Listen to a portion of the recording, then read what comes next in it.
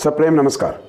मी गोविंद निटुरे, संस्था अध्यक्ष, भारतीय महिला शिक्षण व प्रशिक्षण संस्था आणि संत ज्ञानेश्वर माऊली प्राथमिक विद्यामंदिर उदगीर.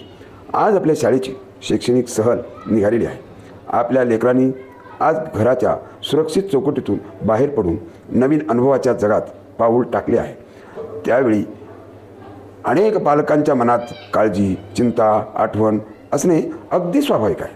पण आज मी तुम्हाला भय नको, विश्वास ठेवा असे सांगायला आलो आहे. सहल म्हणजे फक्त फिरणे नाही. सहल म्हणजे केवळ बसमध्ये बसून फिरणे नाही. सहल म्हणजे जीवन शिकवणारा चालता बोलता अभ्यासक्रम आहे.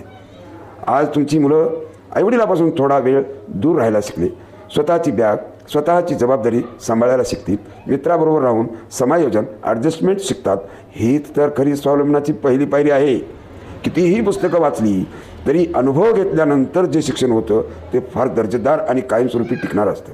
मैत्री, सहकार्य आणि माणुसकी. वर्गात एकत्र बसणारी मुले सहलीत एकत्र राहतात, एकत्र खातात, एकमेकांची काळजी घेतात.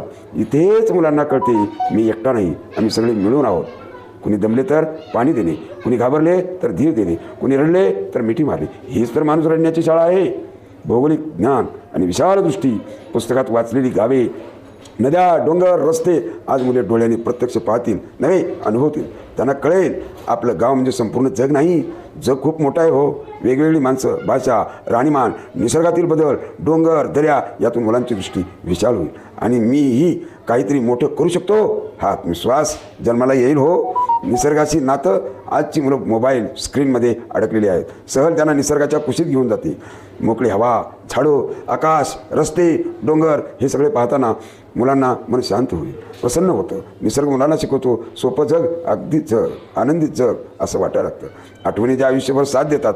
आजची ही सहल उद्या तुमचं मूल झाल्यावर म्हणेल, मोठं झाल्यानंतर आमच्या शाळेची ती सहल, हे मित्र, हे गाणे, तो प्रवास या आठवणीत आयुष्याच्या कठीण काळात ऊर्जा देणाऱ्या ठेवी असतात. पालकांनो, विश्वास ठेवा, आपली मुलं सुरक्षित आहेत. त्यांच्यासोबत आमचे शिक्षक, सेवक, मार्गदर्शक, मुख्याध्यापिका अनिताताई जगताप आहेत.